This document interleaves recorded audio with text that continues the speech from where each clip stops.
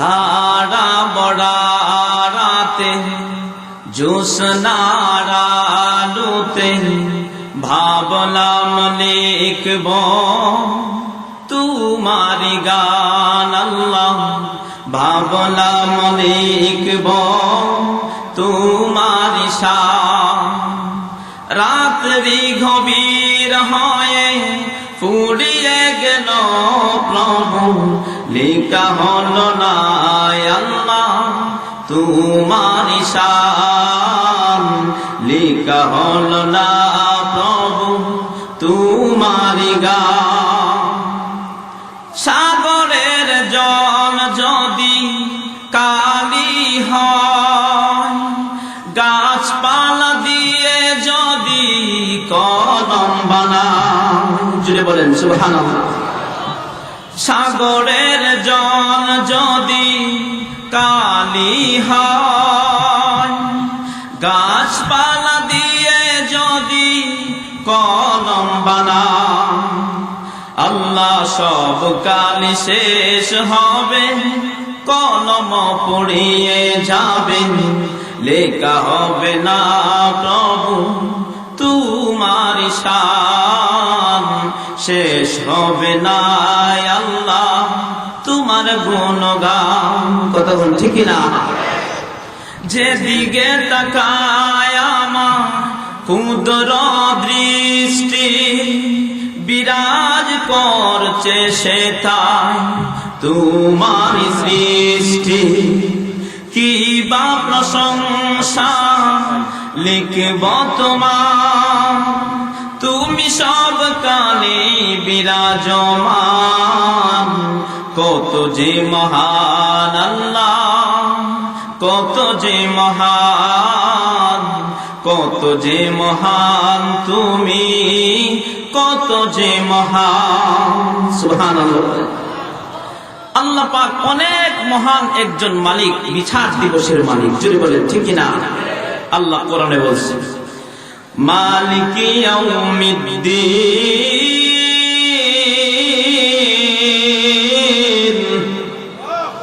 আজকে চন্দ্র উঠে সূর্য ওঠে, এমনকি মসজিদ থেকে আযানের ধ্বনি আসে, মানুষ ক্ষেত খামারে কাজ করতে যায়, মসজিদে নামাজ পড়তে যায়, এমনকি ওয়াজ মাহফিল হয়, মানুষ কথা বলে, কিন্তু সব কিছুর একদিন সমাপ্ত ঘটে যাবে। কথা বল ঠিক না?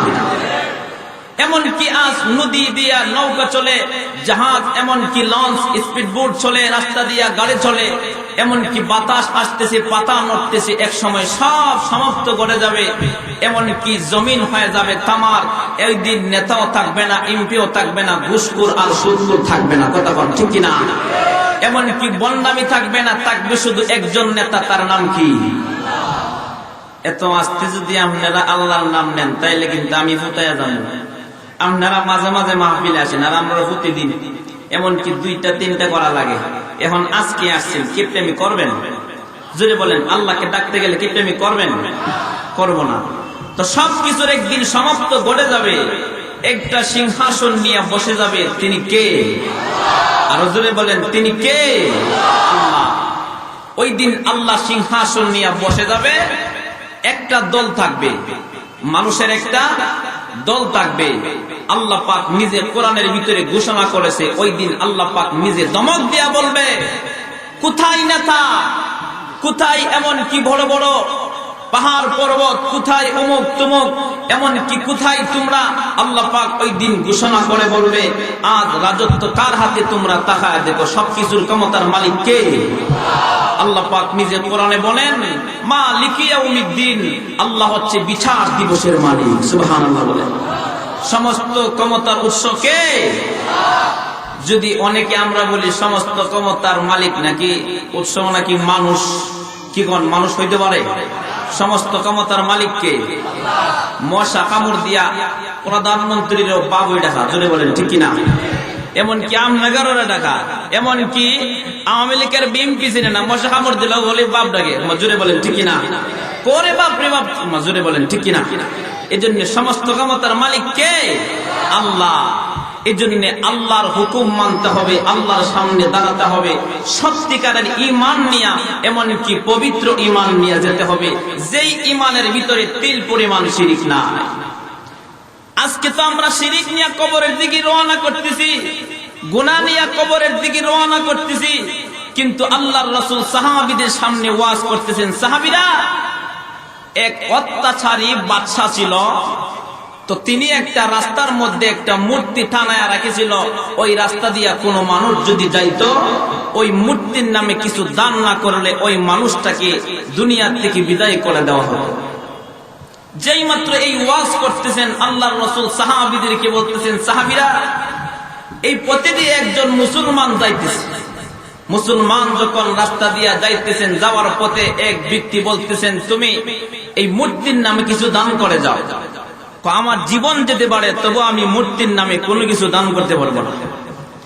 এই কথা যখন বলতেছে, দেখো মূর্তির নাকের মাথার মধ্যে, আগার মধ্যে, এমনকি নাকের ডগায় একটা মশা, এমনকি মাছি বসছে, ওই মাছিটা তুমি টুকা দিয়া মেরে যাও, তোমার কথা আমি বাদশার কাছে বলবো, তোমার নামে সুপারিশ করব, তুমি নিরাপদে পার হয়ে চলে যাবা। ওই ব্যক্তি করলো কি, মাছিটা টুকা দিয়া মেরে নিরাপদে এই নদী পার হয়ে চলে গেছে। তারই মতো এক আল্লাহর বান্দা আরেকজন রাস্তা দিয়ে আসতেছে, ডাক দিয়ে বলতেছেন, তোমার আগে একজন মুসলমান আসছিল, তিনি একটু উপকার করে গিয়েছিল, তিনি একটা মাছি মাইরা গেছে, তুমিও কিছু দান না করতে পারলে মাছি মাইরা তুমি বিদায় হও।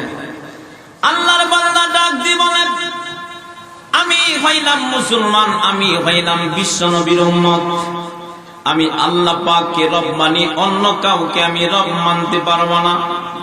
ওই ব্যক্তি বলতেছেন, আমি মাসি পরিমাণ শিরিক লয়া আমি আল্লাহ পাকের কাছে দাঁড়াতে পারবো না।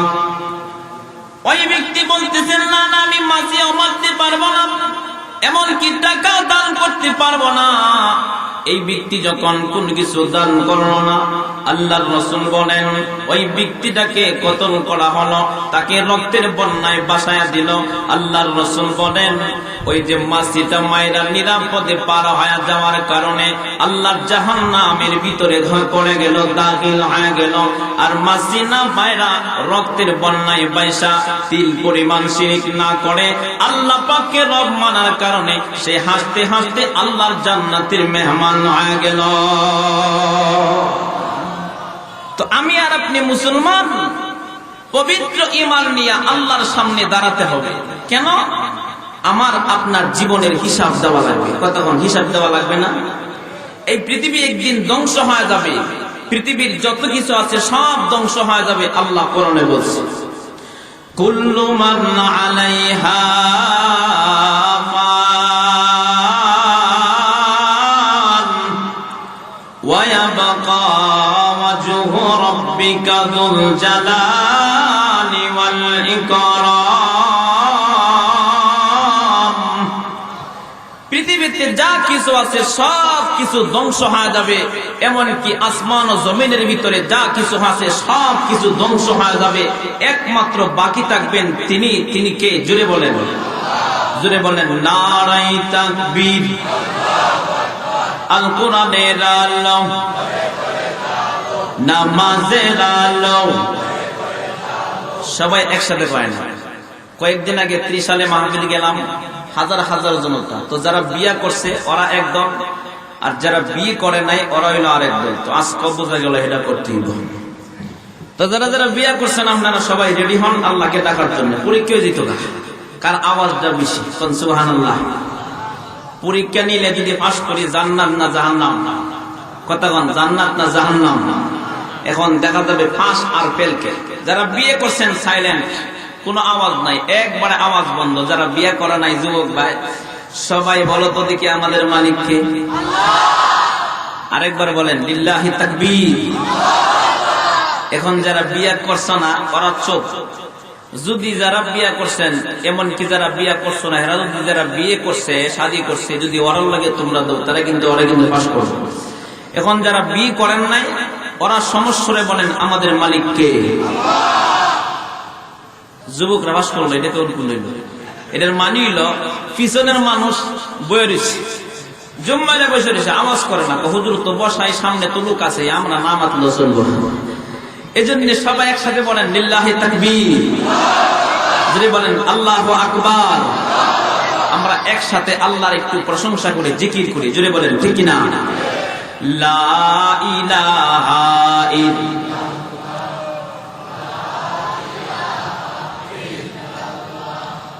লা ইলাহা ইল্লাল্লাহ, লা ইলাহা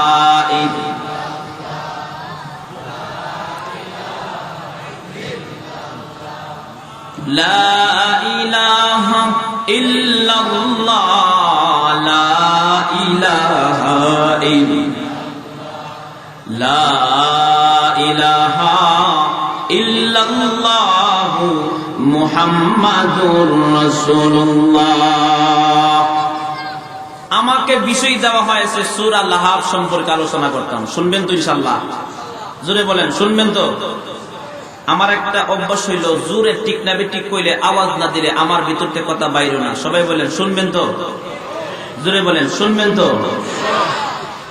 আমার রাসূল দুনিয়াতে আগমন করার পরে ছোট থেকে বড় হয়ে গেল, যখন নবীজির বয়স যখন 40 বছর হয়ে গেছে, তখন আল্লাহ পাক আমার রাসূলকে নবুয়ত দান করেছে। সুবহানাল্লাহ বলেন। তো আল্লাহর রাসূল দুনিয়াতে কেন আগমন করেছে? উম্মতকে জান্নাতে নামার জন্য। এমনকি রাসূলকে একটা কোরআন দিয়ে দিছে, এই কোরআন শোনায়া শোনায়া মানুষকে জান্নাতে নামার জন্য।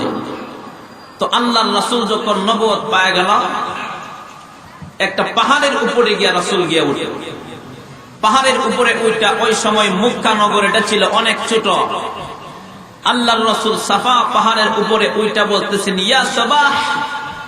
ওই সময় এই আওয়াজটা যখন কোনো মানুষ দিত, তখনই মানুষ মনে করতো একটা আতঙ্ক, একটা ভিতরে একটা কম্পন আরম্ভ হয়ে যেত, মনে হয় জরুরি কোনো ডাক।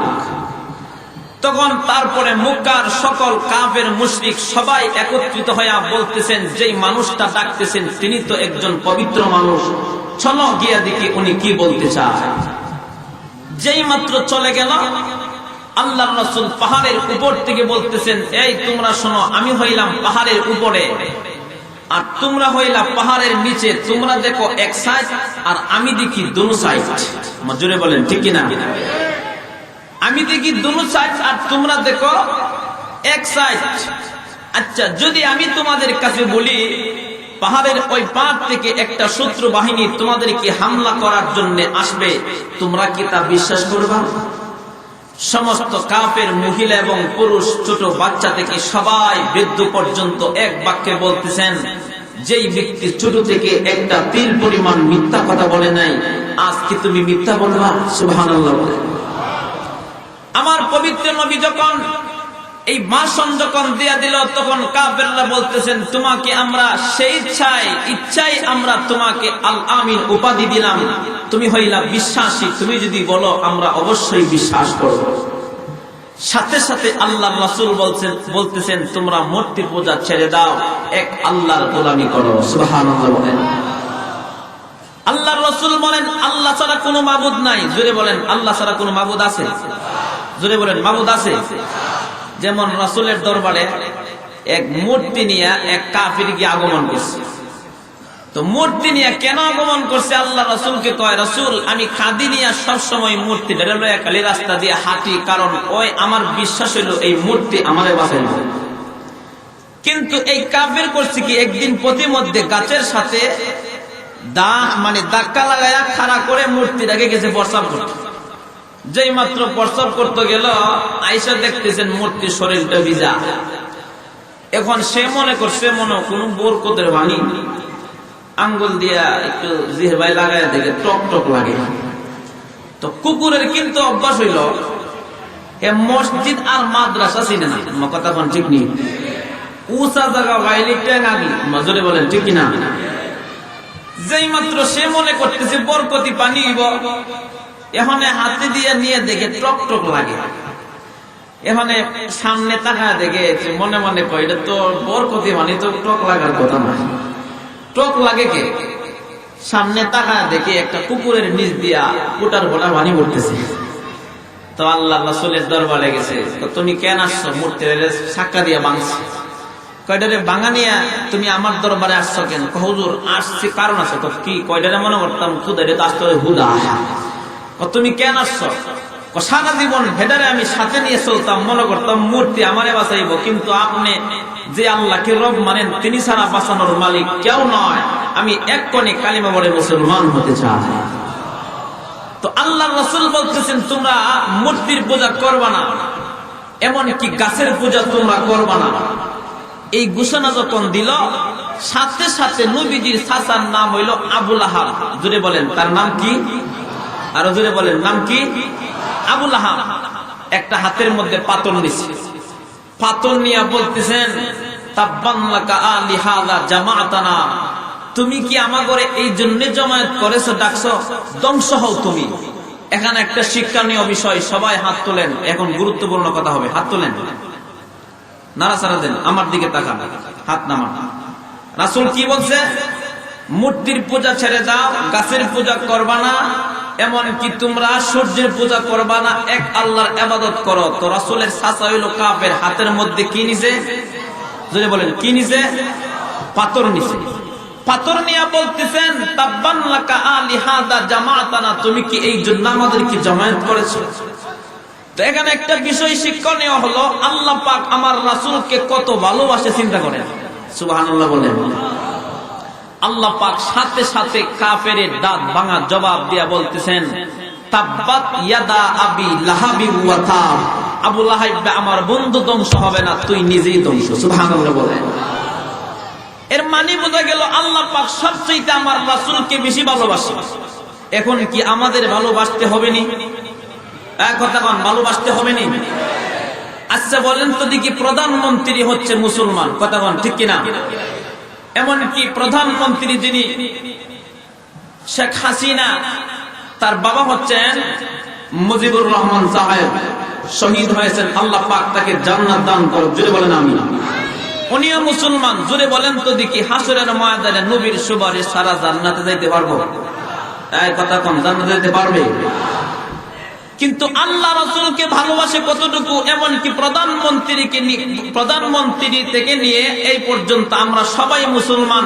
আর সেই মুসলমানের জমিনে 18 কোটি মুসলমানদের ভিতরে নাস্তিকেরা আমার নবীকে গালে দিয়া কথা কয়, কথা কন ঠিক কিনা? অনেক মুসলমান আছে টিভির ভিতরে দৃশ্য দেখে উলামায়ে কেরামরা আন্দোলন করে, টিভিতে দেখা কয় হুজুরের বুঝি কাম নাই, এটা কোনো কাজ হইল? এই মুনাফিক গুলিরে ধরে ধরে খালি আগে শায়েস্তা করার দরকার। জোরে বলেন ঠিক কিনা? প্রত্যেক মুসলমানদের উচিত ছিল রাসূলকে গালি দিতে হাতে অস্ত্র না থাকলে কুন্তি কোদাল নিয়ে ওই নাস্তিকের বিরুদ্ধে দাঁড়াইতো, কথা বলেন ঠিক কিনা? কিন্তু আজ নবীকে গালি দেওয়া হয়, কারণ হলো আমরা সুবিধাবাদ জিন্দাবাদ হয়ে গেছি, আমরা মুসলমান, এই কথাটা অনেকে ভুলে গেছি। এই জন্য আল্লাহ পাক কোরআনে বলছেন ইয়া আইয়ুহাল্লাযীনা আমানুত্তাকুল্লাহা হাক্কা তুকাতিহি ওয়া লা তামুতুন্না ইল্লা ওয়া আনতুম মুসলিমুন, হে ঈমানদারেরা আমি আল্লাহকে তোমরা ভয় করো, এমনকি পরিপূর্ণ সত্যিকারের ঈমানদার হয়ে তোমরা কবরে আসো। সুবহানাল্লাহ বলে। এজন্য বলতেছিলাম বাবাজিরা আমার, আল্লাহর রাসূলের উম্মত হইলাম আমরা কিন্তু সবাই মুসলমান, একদিন দুনিয়া থেকে বিদায় হয়ে যাব। আজকে দুনিয়ার জমিনে আমার মা আছে, বাবা আছে, যদি বিপদে পড়ে যায় তাইলে আমার বাবা আমার পাশে দাঁড়ায় যায়, এমনকি আমার বন্ধু আমার পাশে দাঁড়ায় যায়। যদি কোনো নেতা বিপদে পড়ে তাইলে জনগণ তার পাশে দাঁড়ায় যায়। কিন্তু হাসরের ময়দানে মা ছেলেকে চিনবে না, বাবা ছেলেকে চিনবে না, স্বামী স্ত্রীকে চিনবে না, কিন্তু আমার পিয়ারা নবী উম্মতকে কোনোদিন বলবে না। যেদিন আমার নবী দুনিয়া থেকে বিদায় হয়ে যাবেন, জিবরাইল নবীজির কাছে আগমন করলেন, আয়েশা সালাম দিলেন, ইয়া রাসূলুল্লাহ, ইয়া হাবিবাল্লাহ, আপনি কেন চোখের পানি ছেড়ে দিয়া কাঁদলেন? আপনার নাজ নিয়ামত অনেক বেশি হবে। আমার রাসূল তখন ডাক দিয়ে কয়, জিবরাইল, আমার সম্মান বেশি হবে, আমার নাজ নিয়ামত অনেক বেশি হবে, আমি এই জন্য কাঁদছি না। তবে আপনি কার জন্য কাঁদছেন? আপনি কি ফাতেমার জন্য কাঁদছেন নাকি? আল্লাহ তো ফাতেমাকে সুসংবাদ দিয়েছেন, তিনি তো জান্নাতি মহিলাদের সন্তান হবে। আমার রাসূল তখন ডাক দিয়ে বলেন, রে জিবরাইল, আমার কলিজার টুকরা ফাতেমার জন্য কাঁদছি না, তুমি কার জন্য? আপনার নাতিদের জন্য কাঁদছেন। এমনি বলতেছেন নাতিগুলির জন্য আমি কাঁদছি না। এমনি জিবরাইল বলেন, নবী গো তুমি আপনি কেন কান্না করেন? আল্লাহর রাসূল ওই দিন বলেছিলেন, জিবরাইল আমার সম্মান বেশি হবে, আমি এই জন্য কাঁদছি না, আমার কলিজার টুকরা ফাতেমার জন্য কাঁদছি না, এমনকি আমার নাতিগুলির জন্য কাঁদছি না। আমি কেন কান্দি? আমি কান্দি আমার গুনাহগার এতিম উম্মতের জন্য। ওই নবী দুনিয়ার থাকতে উম্মতের জন্য কান্না করেছেন, এমনকি দুনিয়া থেকে বিদায় হওয়ার সময় উম্মতের জন্য কান্না করেছে। সেই নবী কিন্তু হাসরের ময়দানে কিন্তু উম্মতকে বলবে না। হাসরের মাঠ যখন কায়েম হয়ে যাবে, উম্মতের নেকের প্রবলেম, একটা নেকের জন্য আল্লাহর কাছে ডাক দিয়ে বলবে, ও মালিক আমার মা আছে হাসরের মাঠে, আমার মার কাছ থেকে আমি একটা নেক নিয়ে আসবো। আল্লাহর কাছে ডাক দিয়ে বলবেন, ও মালিক আমার বাবা আছে, আমার ভাই বন্ধু আছে, আমাকে তুমি একটু সুযোগ দাও। যেই মাত্র আল্লাহ পাক বলবে ঠিক আছে তোমাকে সুযোগ দেওয়া হলো, এবার মার কাছে গিয়ে বলবে, মা গো দুনিয়ার জমিনে আমি যখন অসুস্থ হয়ে যাইতাম তুমি আমার জন্য দোয়া করতাম, ও মা যেন তুমি যেন অসুস্থ হয়ে যাও, আমি সুস্থ হয়ে যাই। আজকে কঠিন মুসিবতের ময়দানে আমি বিপদে পড়ে গেলাম, একটা নেকের প্রবলেম, একটা নেক দিবা গো মা, যদি আমাকে তুমি একটা নেক দাও, আমি হাসতে হাসতে আল্লাহর জান্নাতের মেহমান হয়ে যাব। মা হাসরের ময়দানে বলবে, রে দুনিয়ার জমিনে আমার কোন ছেলে সন্তানই ছিল না। তারপরে মার কাছ থেকে ফেরত চলে যাবে, বাবার কাছে গিয়ে বলবে, ও বাবা কঠিন মুসিবতের মধ্যে আব্বা জান কায়েম হয়ে গেছে, আমার একটা নেকের প্রবলেম, যদি আমার একটা নেক হয়ে যায় আমি আল্লাহর তৈরি জান্নাতের মেহমান হয়ে যাব, আমাকে আপনি একটা নেক দিবেন নে। এমনি ডাক দিয়ে বলবে, না না দুনিয়ার জমিনে আমার কোন ছেলে সন্তানই ছিল না। তারপরে চলে যাবে বন্ধু বান্ধবের কাছে, রে বন্ধু তোমার সাথে কত জায়গায় যাইতাম, এমনকি কত আমি আড্ডা মারতাম, তুমি আমার জন্য জীবন দেওয়ার জন্য প্রস্তুত ছিলা। আজকে কঠিন মুসিবতের মাঠ কায়েম হয়ে গেছে, বড় প্রবলেমে পড়ে গেলাম, একটা নেক লাগবে, আমারে তুমি একটা নেক দিবানি। এমনি বন্ধু বলবে, না না আমার চিন্তাই তো আমি এখন বাঁচি না। যাবে না তার কাছে, নেতাও পালন করবে। যেই মাত্র ফেরেশতার হাতে গ্রেফতার হয়ে যাবে, আল্লাহ পাক নিজে কোরআনের ভিতরে বলছেন, এরে বান্দা তুমি শোনো, দুনিয়ার জমিনে একজনের বিচার আরেকজনের উপরে চাপায়া দেওয়া হয়, এমনকি 500 টাকার বিনিময়ে বিচারটা গড়ে যায়। আল্লাহ পাক নিজে কোরআনে বলেন, বান্দারে কুল্লু নাফসিন বিমা কাসাবাত রহিনা, হাসরের মাঠ যখন কায়েম হয়ে যাবে তোমার উপরে আমি জুলুম চাপায়া দিব না। তুমি দুনিয়ার জমিন থেকে যদি তুমি নেক আমল করে তুমি আমার সামনে দাঁড়ায়া যাও, তোমার নেক যদি বেশি হয় তাহলে তুমি লাফায়া জান্নাতের সার্টিফিকেট নিয়ে তুমি হাসতে হাসতে আমার জান্নাতে চলে যাবা। সুবহানাল্লাহ।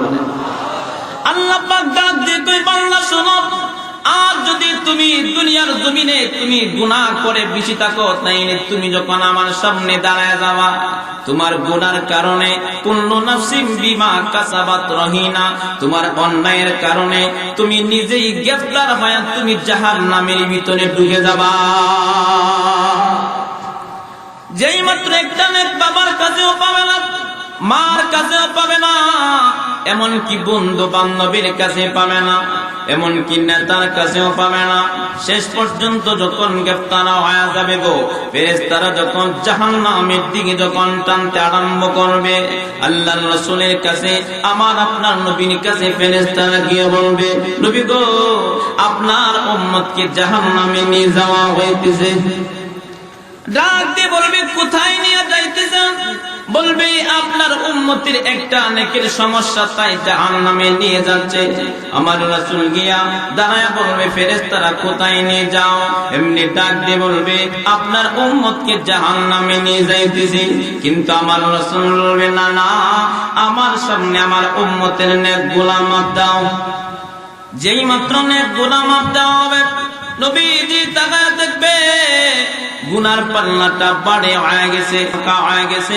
আমার রাসূল পকেট থেকে একটা সিকুট বাহির করে নেকের পাল্লায় যখন দিয়া দিবে গো, সাথে সাথে নেকের পাল্লা বাড়িয়ে হয়ে যাবে, গুনার পাল্লা হালকা হয়ে যাবে। যেই মাত্র এমন হয়ে যাবে, আমার রাসূল ডাক দিয়ে বলবে, ফেরেশতারা আমি থাকতে আমার উম্মতরা তুমি জাহান্নামে নিতে পারবে না, আমার উম্মতকে তুমি মুক্ত দিয়ে দাও। মুক্তি যখন হয়ে যাবে, আল্লাহ রাসূল যখন তাকে যখন জান্নাতের সুসংবাদ দিয়ে দিবে, দেখায় দিবে, পায়ে পড়ে কান্না করবে আর বলবে, কে গো আপনি কে? কঠিন মুসিবতের ময়দানটা কায়েম হয়ে গেল, আমার বাবা আমারে চিনল না, আমার মা আমাকে চিনল না, আমার নেতা আমাকে চিনল না, বন্ধু বান্ধব চিনল না, আজকে কঠিন মুসিবতের ময়দানে কে আপনি আমার পাশে দাঁড়ায় গেলেন? এমনি ডাক দিয়ে বলবে, আমার চিনস না, আমি হইলাম তোর নবী, বিশ্ব নবী মুহাম্মদুর রাসূলুল্লাহ। এই জন্য আল্লাহর রাসূলের সত্যিকারের উম্মত হয়া দুনিয়া থেকে বিদায় হতে হবে। জুড়ে বলেন ঠিক কিনা? এই জন্যই তো সাহাবীরা কয় যে তুমি তো মরবা, তোমার হিসাব আছে, তুমি নিজেই মৃত্যুর আগে একবার তুমি মরে দেখো না।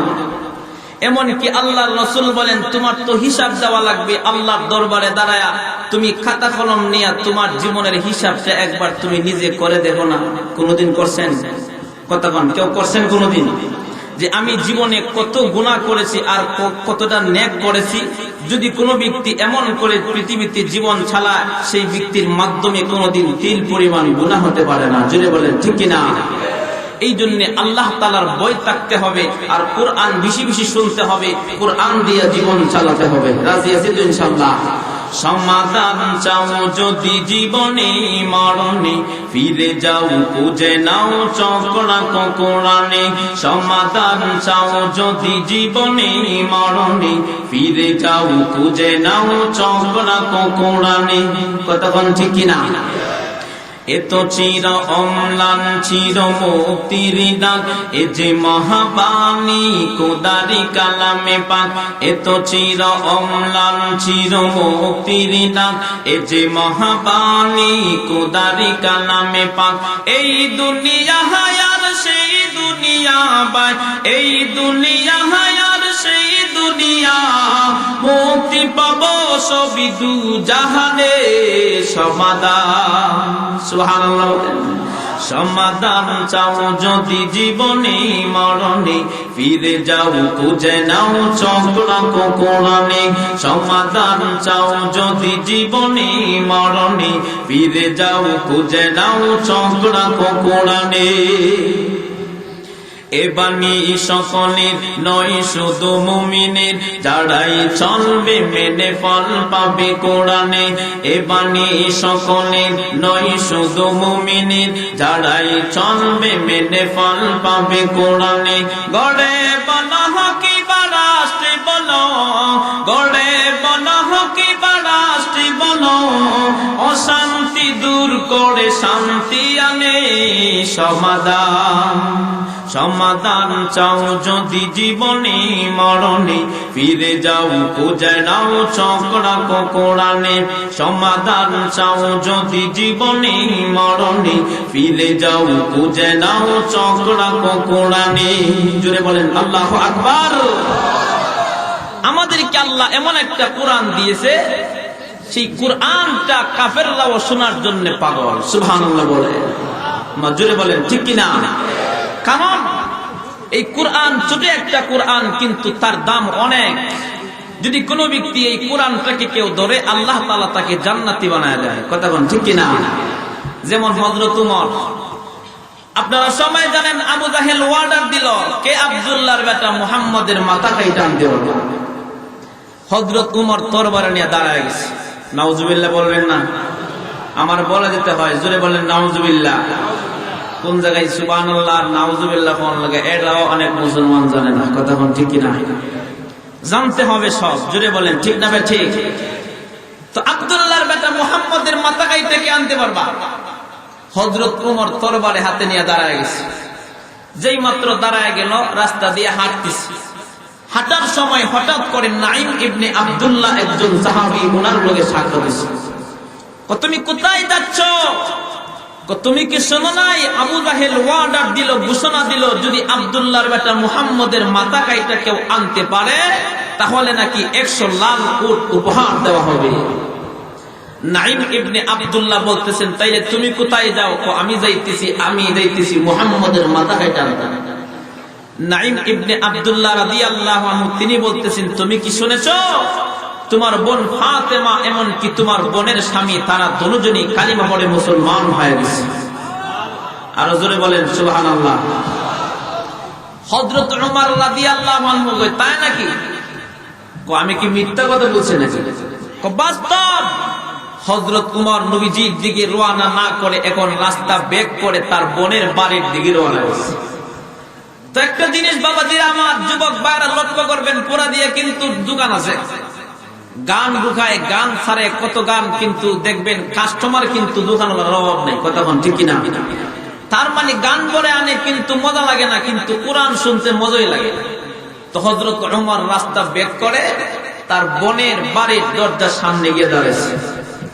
যেই মাত্র দরজার সামনে গিয়ে দাঁড়ালো, দাঁড়ায়া শুনতেছেন আল্লাহ পাকের কালামের তিলাওয়াত ঘরের ভেতর থেকে আসতেছে। আলহামদুলিল্লাহি রাব্বিল আলামিন।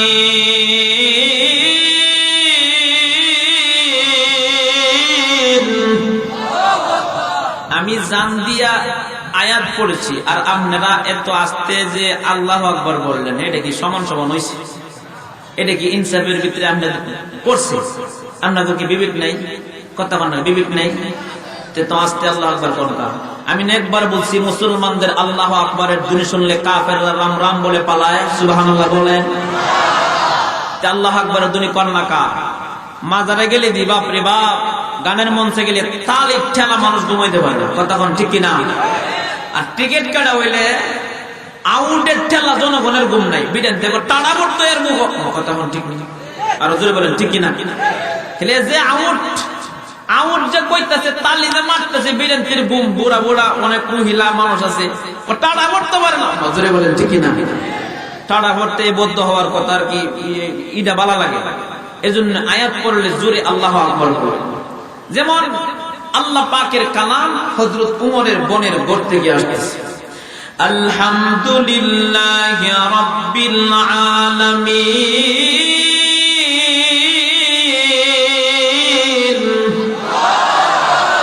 যেই মাত্র ঘরের ভিতর থেকে কোরআনের আওয়াজ বাহির হচ্ছে, হযরত ওমর রাদিয়াল্লাহু আনহু তিনি বাহিরে দাঁড়ায় দাঁড়ায় কোরআন শুইনা তথ্যর উপরে কাঁপতেছে।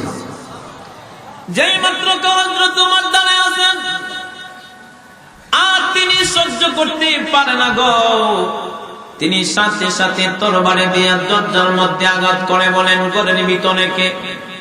এমনি হযরত ফাতেমা তিনি ভয় পায়া কোরআন তেলাওয়াত করতেছিল, কোরআনটা লুকায়া গেছে। নবীর একজন সাহাবী তার নাম হচ্ছে খাব্বাব, তিনিও চিবার ভিতরে লুকায়া গেছে। এমনকি তার বোনের স্বামী তিনিও লুকায়া গেলেন। হযরত ওমরের আওয়াজ শুনে না বোন চিন্তা করতেছেন আজরাইল চলে আসে। দরজাটা যখন খুলে দিলেন, এবার হযরত ওমর ভিতরে ঢুইকা বলতেছেন, আমার নাকির মধ্যে ইসলামের গ্রাম যেন আসতেছে। বোনকে বলতেছেন, তোমরা মনে হয় কালিমা পড়ে মুসলমান হয়ে গেছো। এমনি তার বোন ফাতেমা বলতেছেন, কথাটা মিথ্যা নয়। এমনি বলতেছেন, আসলে কি সত্য নাকি? হ্যাঁ, আমি কালিমা পড়ে মুসলমান হয়ে গেলাম। হযরত ওমর তরবারি হাতে নিয়া তার বোনের স্বামীকে আঘাত করলেন।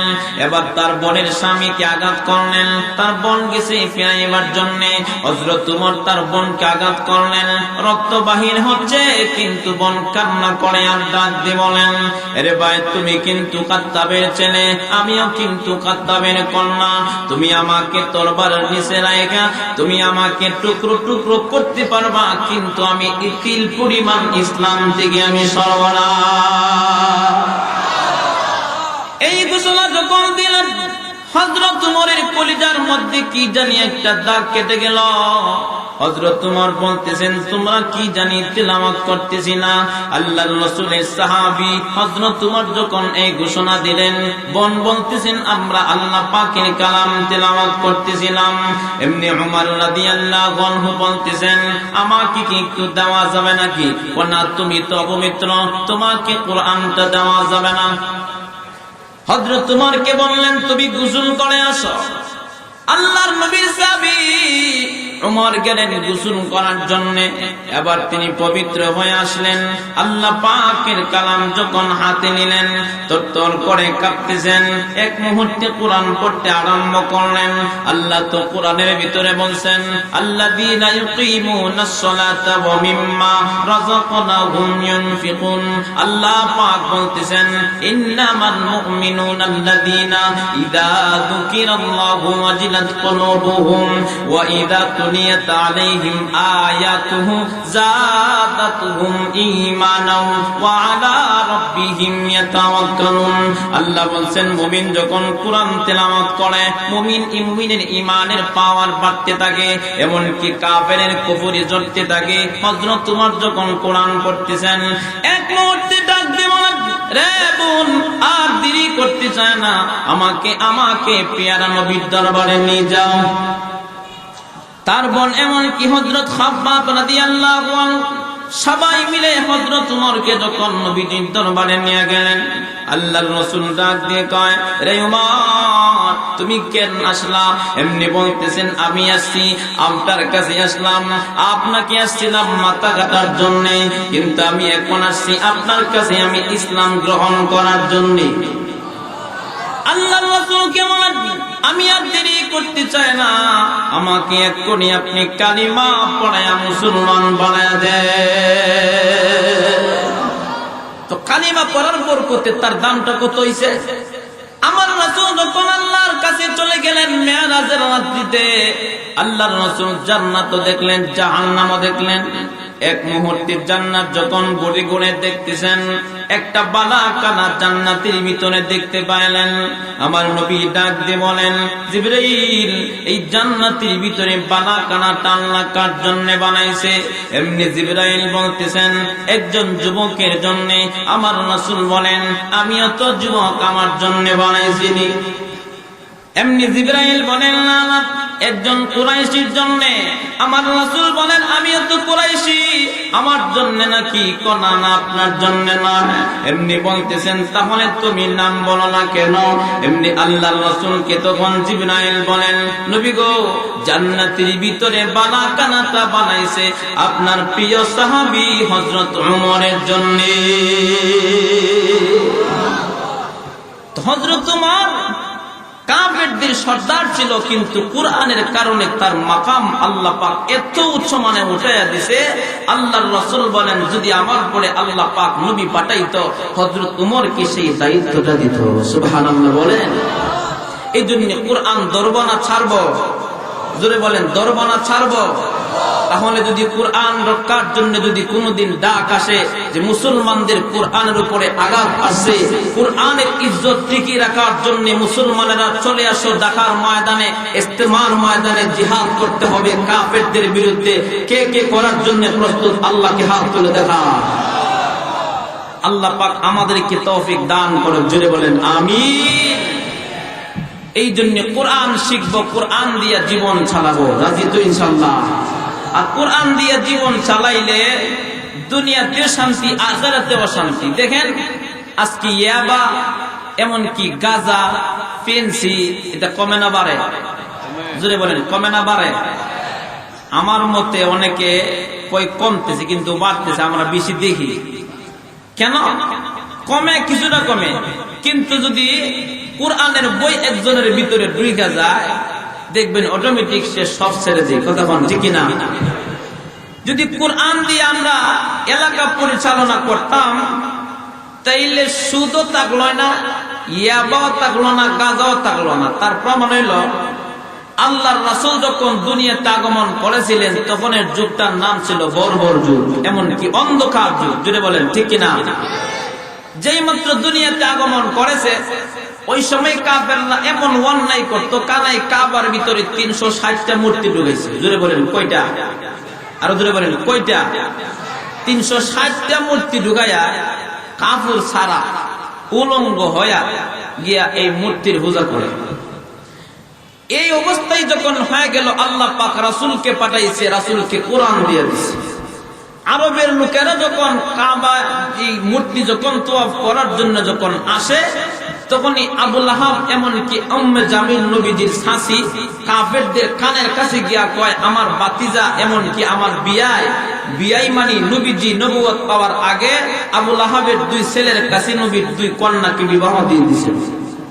তো উম্মে জামিল গিয়া ঘরে গিয়া বলতেছেন যে আমার বাতিজা এমনকি আমার বিয়াই, ওনার কাছে যাইবা না, উনি একটা পাগল, যদি যাও মন্ত্র শুনবা, তোমরা কিন্তু এই মন্ত্রের ভিতরে পড়ে গেলে তোমাদের জীবন ধ্বংস হয়ে যাবে। যেই মাত্র এই অবস্থা হতো, কিন্তু কাফেররা গিয়া রাসূলের কোরআন শুনতো, কোরআন শুইনা তওয়াফ করবে দূরের কথা, সব বাদ দিয়া পরিপূর্ণ মুসলমান হয়ে যাইত কালিমা পড়ে। সুবহানাল্লাহ বলে। তো আমার রাসূল দেশ শাসন করেছেন মাত্র 23 বছর। জোরে বলেন কয় বছর? কোরআন দিয়া। কিন্তু সোনার মানুষ গঠন করে গিয়েছিল, আর আমার বয়স 25। অশান্তি বাংলাদেশে দূর না, কথা বলেন ঠিক নেই, ঘুষ দূর না, এ কথা বলেন নাকি ঠিক না? ঠিক জোরে বলেন। সুদ দূর হয় না, আরো বাড়তেছে, কথা বলেন ঠিক কিনা? নির্যাতন বাড়তেছে, এমনকি দর্শন বাড়তেছে, এমনকি হত্যাকাণ্ড বাড়তেছে, কথা বলেন ঠিক কিনা? জোরে বলেন। যদি আজ আমরা কোরআন যদি আমরা ধরি, তাহলে সব চলে যাবে, আমরা বাংলার জমিনের সকল মানুষ সোনার মানুষ হয়ে যাব। জোরে বলেন ঠিক কিনা? আল্লাহর রাসূলের সাহাবীরা কোরআন দিয়ে জীবন চালাইতো, তাই তো সাহাবীদের ভিতরে আল্লাহ পাকের ভয় অনেক বেশি ছিল। যেমন সাহাবীরা এমন অন্যায় করত, জীবিত কন্যাকে তারা দাফন করে দিত মাটির ভিতরে। কিন্তু আমার রাসূল দুনিয়াতে আগমন করলেন, আল্লাহর ভয় যখন অন্তরের ভিতরে যখন ঢুকায়া দিলেন, সাহাবীরা এমন হয়ে গেছে, আল্লাহর রাসূলের দরবারে গিয়া কয়, নবী গো, আমি তো আমার কন্যাকে আমি জীবন্ত দাফন করে দিলাম, আমার ভিতরে এখন ভয় ঢুকছে, তখন নবীজি আল্লাহ কি আমাকে ক্ষমা দেবে?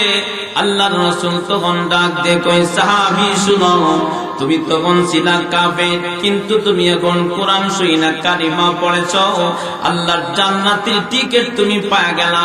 তুমি যদি টিকেটকে ধরে রাখতে পারো, কোরআন দিয়া তুমি জীবন চালাইতে পারো, তোমাকে জান্নাত থেকে কেউ আটকাতে পারবে না। ডাইরেক্ট তুমি আল্লাহ পাকের জান্নাতের মেহমানে হয়ে যাবা। এই জন্য কোরআন শিখতে হবে। জোরে বলেন ঠিক কিনা? আজকে তো কোরআন ছেলেকেও শিক্ষা দেয় না, নিজেও শিখে না। অনেক বাবাজিরা আছে, অনেকে কোরআন পারে না, এমনকি ছেলেটাও কোরআন পারে না, কথা বলেন ঠিক কিনা? আরো জোরে বলেন ঠিক না ঠিক? জোরে বলেন। আবার অনেকে কয় কি জানেন, হুজুর আমরা কোরআন পারি না, জানি না, আমরা গুনাহ করলে আল্লাহ মাফ দিব, কথাটা কয়নি? জোরে বলেন। আরো জোরে বলেন, কথাটা কয়নি? মৃত্যুবরণ করার পরে, কবরের ভিতরে যাওয়ার পরে আল্লাহ পাক জিজ্ঞাসা করবে তোমার হায়াত সম্পর্কে, তোমাকে 60 বছর জিন্দেগি দিয়েছি, তুমি এই হায়াত কোথায় তুমি কাটাইছো?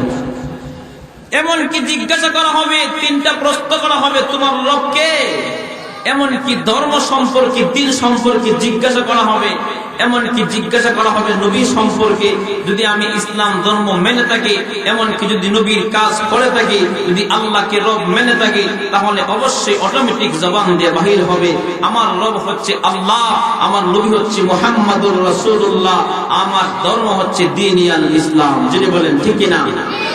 তো বিশ্ব নবীর কন্যার বিবাহ, তো হযরত আলী রাদিয়াল্লাহু আনহু তিনি আসছেন। তো নবীজি জিজ্ঞাসা, আলী তুমি কেন আসছো?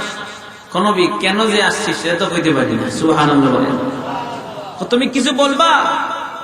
বলার জন্য আসছিলাম, সেটাও বলে গেছি। এমনি বলতেছেন তুমি কি বিয়ে করবা? যদি আপনি দেন তাইলে বিয়ে করব। সুবহানাল্লাহ বলবেন না? আল্লাহ রাসূল বলেন, আলী তাহলে তুমি মোহর দেওয়া লাগবে, তোমার টাকা পয়সা আছে? নবী ইসলাম গ্রহণ করার পর থেকে আপনার ফ্যামিলির সদস্য আমি হইছি, কি দিব, কি দান করব? আল্লাহর রাসূল বলতেছেন, তাহলে তরবারি আর ডাল আছে, তরবারি কাজে লাগবে, কিন্তু ডাল বাজারে বিক্রি করে আসো। হযরত আলী ডাল গুড় সকালে নিয়ে যাইতেছে বাজারের দিকে, কিন্তু পথে মধ্যে একজন সাহাবীর সাথে সাক্ষাৎ, তার নাম হইল উসমান গনি রাদিয়াল্লাহু আনহু। জোরে বলেন আল্লাহু আকবার। তো জিগাই, আলী ভাই তুমি কই যাও? আমি বিয়া করব না, জানেন না? সুবহানাল্লাহ বলবেন না? তুমি কারে বিয়ে করবা? হযরত ফাতেমার সাথে আমার বিয়া। আমি, তুমি আমার বাইরে হইবা, আমি দাওয়াতটা পাইলাম না। আল্লাহর রাসূলের সাহাবী হযরত আলী রাদিয়াল্লাহু আনহু বলতেছেন, আমাকে বাজারে যাইতেছেন। ও কেন? ডাল বিক্রি করতে হবে, টাকা লাগবে। হযরত উসমান গনি রাদিয়াল্লাহু আনহু তিনি ডাক দিয়ে বলতেছেন, আলী ভাই তোমার ডালটা আমার কাছে বিক্রি করে দাও। যেই মাত্র ডালটা বিক্রি করলো, টাকা নিয়ে যখন চলে যায়, হযরত উসমান গনি রাদিয়াল্লাহু আনহু বলতেছেন, আলী ভাই তুমি তো আমার বাইরে হবা, তোমার বিয়েতে তো কোনো কিছু অবশ্যই আমার উপহার দিতে হবে। তোমার ডালটা আমি কিনলাম, সেই ডালটা তোমার কাছে আমি আবার ফেরত দিলাম। সুবহানাল্লাহ বলেন। এই ছিল সাহাবী কেরাম। কিন্তু আজকে আমাদের সমাজে বিয়ে হলে গানের অনুষ্ঠান বাহির হয়, কোরআনের আওয়াজ বাহির হয় না। তাই তো আজ মুসলমানের ঘর থেকে বড় বড় বাংলা বাইয়ের মতো ডাকাত বাহির হচ্ছে। কথা কোন ঠিক কিনা? এই জন্য নবীর ভালোবাসা অন্তরে থাকতে হবে, সাহাবীদের মতো আল্লাহর ভালোবাসাও থাকতে হবে। আল্লাহর রাসূল যুদ্ধের ময়দানে চলে গেলেন। নবীর একজন সাহাবী নতুন মাত্র বিয়ে করলেন, তার নাম হইল হানজালা। তিনি যখন ভোর সকালে গোসল করার জন্য যখন চলে গেল, ঠান্ডা পানি গোসল করবে, কিন্তু পবিত্রতা হওয়া লাগবে, কিন্তু কে জানে রাস্তা দিয়ে যায়। কুতিলা মুহাম্মদ, নবী তো দুনিয়া থেকে বিদায় হয়ে গেছে। হানজালার গোসল কানাইলেন, তিনি লাফ দিয়ে উপরে উইটা স্ত্রীকে বলতেছি, স্ত্রী বাড়ির দিকে চলো। যেই মাত্র বাড়ির দিকে রওনা করলেন, তরবারি হাতে নিয়ে যুদ্ধের ময়দানের দিকে দৌড়ায় গো। স্ত্রী জামা ধরে টানে আর বলেন, স্বামী আপনি তো নাপাক, আপনি পবিত্র হতে হবে। এমনি স্বামী বলতেছেন। হানজালা বলেন, স্ত্রী আমার শোনো, কার জন্য রে আমি দুনিয়াতে আমি পবিত্র হয়ে দাঁড়ায় থাকবো? আমি শুনেছি আমার রাসূল নাকি যুদ্ধের ময়দানে শহীদ হয়ে গেছে। হানজালার যুদ্ধের ময়দানে চলে গেলেন। তিনি কাফিরদের ভিতরে যখন ঢুকে গেল, তিনি যুদ্ধ করতেছেন, কাফিরদেরকে জাহান্নামে পাঠাইতেছে। যুদ্ধ করতে করতে হঠাৎ করে এক মুহূর্তে যখন তিনি কাফিরদের আঘাতে তিনি যখন শহীদ হয়ে গেলেন, আল্লাহর রাসূল যখন সাহাবীদেরকে ঘোষণা করে, কয় সাহাবীরা রে, যুদ্ধ তো এখন শেষ, সমস্ত সাহাবীকে তোমরা একত্রিত করো। সাহাবীদেরকে একত্রিত করতেছেন, বিনা গোসলে তাদেরকে দাফন করা হবে। তার কারণ হইল হাসরের ময়দানে তারা রক্তমাখা অবস্থায় যখন আল্লাহর সামনে দাঁড়ায় যাবে, আল্লাহ ডাক দিয়ে বলবে, রে বান্দারা, তোমাদের শরীরে কেন রক্ত, তোমাদের শরীর কেন কাটা? এমনি বলবে, আল্লাহ তোমার দিন কায়েম করার জন্য যুদ্ধ করেছিলাম, আল্লাহ যুদ্ধের ময়দানে কাফিরদের আঘাতে শহীদ হয়েছিলাম। আল্লাহ পাক ওই দিন ডাক দিয়ে বলবে, তোমাদের কোনো হিসাব নাই, তোমাদের জন্য জান্নাত অপেক্ষা করতেছে, যাও যাও, তোমরা হাসতে হাসতে আমার জান্নাতের ভিতরে তোমরা চলে যাও। যেই মাত্র সাহাবীদেরকে বলেন, সাহাবীরা আমার সাহাবীদেরকে একত্রিত করা। যেই মাত্র একত্রিত করতেছেন, হঠাৎ করে একজন মহিলা হাত উঠায়া বলতেছেন, ইয়া রাসূলুল্লাহ, ইয়া হাবিবাল্লাহ, সমস্ত সাহাবীকে আপনি বিনে গোসলে দাফন করেন, কিন্তু আমার কলিজার টুকরা স্বামীকে আপনি গোসল ছাড়া দাফন করবেন না। আল্লাহর রাসূল তখন ডাক দিয়ে বলেন, রে মহিলা, তোমার স্বামীকে, তোমার স্বামীর নাম কি? আমার স্বামী হইল হানজালা। তিনি যখন বাসর রাত্রি যাপন করার পরে পবিত্র হওয়ার জন্য তিনি যখন গোসল খানায় চলে গেল, আমার স্বামী শুনতে পারলেন আপনি নাকি শহীদ হয়ে গেছেন। তিনি তরবারি হাতে নিয়ে যুদ্ধের ময়দানে চলে আসে। নবী গো, জামা ধরে কত টানলাম, কিন্তু স্বামীকে আমি আটকাতে পারি নাই। আল্লাহু আকবার বলেন। আল্লাহর রাসূল তখন বলেন, রে সাহাবীরা, আমার হানজালা কোথায় আছে? আমার হানজালাকে তোমরা বাহির করো। কিন্তু আমার আল্লাহ জিবরাইলকে ডাক দিয়ে কয়, জিবরাইল, আমার বন্ধুকে বলে দাও, দুনিয়ার জমিনে আমার পিয়ারা বান্দা হানজালাকে খুঁজে পাবে না। আল্লাহ পাক তখন জিবরাইলকে বলেন, এ জিবরাইল, তুমি বলে দাও আমার বন্ধুকে দুনিয়ার জমিনে হানজালাকে খুঁজে পাবে না। আল্লাহর রাসূলকে জিবরাইল ডাক দিয়ে কয়, নবী গো, দুনিয়ার জমিনে আপনি হানজালাকে খুঁজে পাবেন না। আপনি উপরের দিকে তাকান। আল্লাহর রাসূল তাকায়া দেখতেছেন উপর থেকে হানজালার লাশ নিচে নামতেছে। সুবহানাল্লাহ। জিবরাইল ডাক দিয়ে কয়, ইয়া রাসূলুল্লাহ, ইয়া হাবিবাল্লাহ, ওগো আল্লাহর নবী, জানা আল্লাহর জন্য, এমন কি দিন কায়েম করার জন্য, আপনার প্রেমের জন্য যারা আল্লাহর রাস্তায় জীবন দিয়ে দিবে, ওদের গোসল দুনিয়ার সাধারণ পানি দিয়া হতে পারে না। আল্লাহর সামনে জান্নাতি পানির দ্বারা ওদের গোসল হয়ে গেছে। একজন সাহাবী কাছে গিয়া দেখতেছেন যে হানজালার মাথার চুলের গোড়া দিয়া মাথা দিয়া টপ টপ করে পানি পড়তেছে। এই ছিল সাহাবীদের ভালোবাসা। আরেকজন সাহাবী, তিনি হচ্ছে কালো একজন সাহাবী, তিনি বিয়ে করবে। আল্লাহর রাসূলকে আয়েশা কয়, নবী গো, আমি তো কালো মানুষ, আমার কাছে কোনো কন্যা তো বিবাহ দেয় না। আমার রাসূল বলেন, তুমি কি বিবাহ করবা? কও, আমি করব। আল্লাহর রাসূল বলেন, যাও যাও হুরে মদিনা।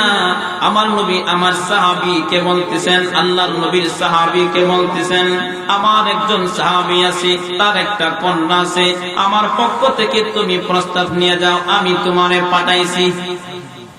যেই মাত্র চলে গেলেন, আল্লাহর নবীর সাহাবী বাড়িতে গিয়া বলতেছেন, বাড়িতে কেউ আছেন নাকি? বলতেছে, তুমি কেন আসছো? আমি আমার বিয়ার প্রস্তাব নিয়ে আসলাম। তোমার কাছে দেওয়া যাবে না। আল্লাহর রাসূলের সাহাবী তখন ডাক দিয়ে কয়, আপনি দিলে দেন, না দিলে নাই, কিন্তু আল্লাহর রাসূল বলেছে আমি নাকি জান্নাতি। সুবহানাল্লাহ বলে।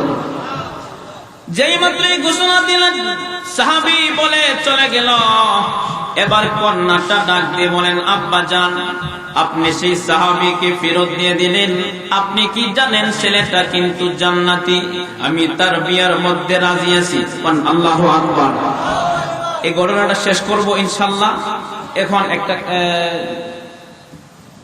ছেলেদের মাধ্যমে একটা কালেকশন হয়ে যাবে। কি কোন রাজি আছেন তো ইনশাআল্লাহ? সবাই হাত তোলেন, হাত তোলেন, সবাই হাত তোলেন। নারায়ে তাকবীর, আল্লাহু আকবার। আল কোরআনের আলো, নামাজের আলো।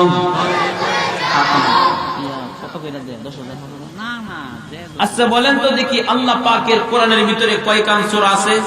বলেন আমি রাজি আছি। বলেন ইয়া রাসূলুল্লাহ, ইয়া হাবিবাল্লাহ, আমি তো গরিব মানুষ, একটা পয়সা তো আমার পকেটে নাই, আমি কোথা থেকে মোহর দিব? আল্লাহ রাসূল তিনজন সাহাবীর কথা বললেন। আল্লাহ রাসূল বলেন, তিনজনের কাছ থেকে তুমি 200 দিরহাম করে আনবা। যেই মাত্র এই ঘোষণা দিলেন, বাকি মোহর দিয়ে যখন বিয়া যখন হয়ে গেল, আল্লাহ রাসূল বলেন, তুমি মোহর দিয়ে তুমি যাও, গিয়া নিয়ে আসো। তিনজনের কাছে গিয়া 200 দিরহাম করে যখন সেই সাহাবী সাদি সারমি যখন নিয়ে আসলেন 600 দিরহাম, আইনা 400 দিরহাম দিয়া দিল মোহরের টাকা, আর 200 দিরহাম আল্লাহর রাসূলকে দিলেন। আল্লাহর রাসূল সাদি সারমির হাতে দিয়া বলেন, সাদি রে, তুমি সময় মতে মার্কেট করে তোমার স্ত্রীকে তুমি বাড়িতে তুলে আনবা। জোরে বলেন না আল্লাহু আকবার। হযরত সাদি সারমি এই ঘোষণা যখন দিলেন, 200 দিরহাম নিয়ে যখন তিনি চলে গেলেন, তিনি মার্কেট করার জন্য যখন মার্কেটে ঢুকলেন, কিনাকাটি করতেছে, বিবাহ করবে কত আনন্দ, এমনকি বিবাহ করার সময় কত আনন্দ, কিন্তু তিনি তার স্ত্রীকে বাড়িতে তুলে আনবে, তার ভিতরে কত আনন্দ। যদি কোনো লোক বিয়ে করে, তার ভিতরে কত আনন্দ, জোরে বলেন ঠিক কিনা? যখন মার্কেট করে আরো বেশি আনন্দ যে আমি বিয়া করব। যেই মাত্র সাদি সালামি আনন্দ নিয়ে মার্কেটের ভিতরে ঢুকে গেলেন, কে জানি গো একজন রাস্তা দিয়া যায়, কেউ আসো নাকি? আল্লাহর রাসূল যুদ্ধের ময়দানে চলে গেছে ইসলামের জন্য, ইসলামের পতাকা দাঁড় করাইবার জন্য আল্লাহর রাসূল কাফেরদের সাথে যুদ্ধ করার জন্য চলে গেছে। তোমরা কেউ আসনি কোনো কিছু দিয়া সহযোগিতা করবা? হযরত সাদি সালামি রাদিয়াল্লাহু আনহু যখন তিনি কথাটা শুনলেন, তিনি বসে বসে চিন্তা করেন, হাই রে, যদি আমি এখন স্ত্রীর মহব্বতে পড়ে যাই, তাইলে তো আমি আল্লাহর পেয়ারা বান্দা আমি প্রমাণ করতে পারবো না। যদি বলেন সুবহানাল্লাহ। মার্কেটের ভিতরে যখন ঢুকে গেলেন, এবার তিনি যখন শুনতে পারলেন নবীজি যুদ্ধের ময়দানে চলে গেল, আল্লাহর রাসূলের মহব্বতে পড়িয়া তিনি 200 দিরহাম থেকে একটা ঘোড়া কিনলেন, তরবারি কিনলেন। তিনি একটা কাপড় দিয়া সারাটা শরীর ঢাকা তিনি যুদ্ধের ময়দানে চলে গেল।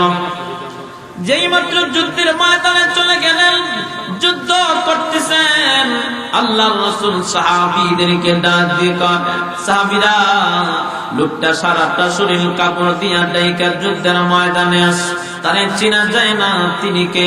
হঠাৎ করে সাদি সানমি হাতের মধ্যে তরবারি নিয়ে যখন হাত কানা যখন উঁচু করলেন, আল্লাহর রাসূল হাত দিয়ে চিনি বলতেছেন, সাহাবীরা রে, ওইটা দিয়ে আমার সাদি সানমির হাতের মতো দেখা যায়। সাহাবী সাদি সানমি যুদ্ধ করতেছেন, এক মুহূর্তে তিনি কাফেরদের আঘাতে জমিনের মধ্যে পড়ে গেলেন। আল্লাহর রাসূল বলেন, আমার সাদি সানমিকে আইনা আমার উরাত মুবারকে শোয়া।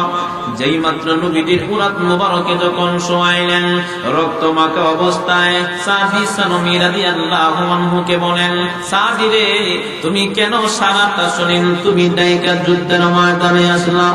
এমনি তিনি কান্দে আর কয়, আপনি না বলেছেন আমার স্ত্রী আমি বাড়িতে তুলে আনতাম? নবী গো, মার্কেটের ভিতরে যখন আমি ঢুকলাম, আপনার কথা যখন শুনলাম, আপনি নাকি যুদ্ধের ময়দানে চলে আসেন, আমি আর থাকতে পারি নাই, তাই গো নবীজি যুদ্ধ করার জন্য আমি যুদ্ধের ময়দানে আসলাম। নবী চোখের পানি ছেড়ে দিয়ে কাঁদলেন।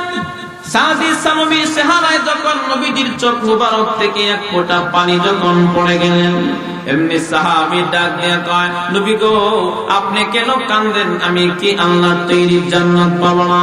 নবীজি তখন ডাক দিয়ে কয়, সাদি সানবী রে, তুমি যুদ্ধ করার জন্য, তুমি ইসলাম কায়েম করার জন্য তুমি যুদ্ধের ময়দানে আসলা, তুমি ইসলামের মহব্বত নিয়া ইসলাম কায়েম করার জন্য আসলা। তুমি শহীদ হয়ে গেলে আল্লাহর তৈরি জান্নাত তোমাকে ওয়াজিব হয়ে যাবে। মানে আল্লাহর তৈরি জান্নাতের ভিতরে আল্লাহর তৈরি জান্নাত তোমার জন্য ওয়াজিব হয়ে যাবে। সুবহানাল্লাহ। এই ঘোষণা যখন দিলেন, সাদি সানমি কিছুক্ষণের ভিতরে তিনি শহীদ হয়ে গেলেন। আল্লাহর রাসূল মুস্কি মুস্কি হাসতেছেন, আর আল্লাহর রাসূল তখন পিছন দিকে ফিরে গেলেন। এমনকি নবীজি বলতেছেন, ওয়াসালাল হাউজা। সাহাবীরা বলেন, নবী গো, আপনি কেন মুস্কি মুস্কি হাসেন? এমনকি আপনি কেন পিছন দিকে ফিরে গেলেন? সাহাবীরা, আমার সাদি সানমির প্রতি আল্লাহ খুশি হয়ে গেছে, হুল্লা পাঠাই দিছে, হুরদেরকে পাঠাইছে আমার সাদি সানমির রূহ নেওয়ার জন্য। তাদের টানা হেঁচড়ার কারণে কাপড়গুলি জায়গা নাই, একটু পরে উঠে গেছে। আমি সানমি পিছন দিকে আমি চেহারা ফিরাইয়া নিলাম। আমার সাদি সানমির রূহ লইয়া আল্লাহর ফেরেশতারা হাউজে কাউসারের পার পর্যন্ত পৌঁছে গেছে। এই জন্য আল্লাহর রাসূলের মহব্বত অন্তরে থাকতে হবে, আর কুরআন দিয়ে জীবন চালাতে হবে। নবীর সুন্নাত তরিকা মতে হিংসা মুক্ত, অহংকার মুক্ত জীবন গড়ে যেন আমরা কবরের ভিতরে যেতে পারি, দুনিয়ার থেকে ভালো ঈমান নিয়ে, সত্যিকারের এমনকি শিরিক মুক্ত, গুনাহ মুক্ত আমল নিয়ে আল্লাহর সামনে দাঁড়াতে পারি। সেই তৌফিক আল্লাহ আমাদেরকে দান করুন। জোরে বলেন আমিন।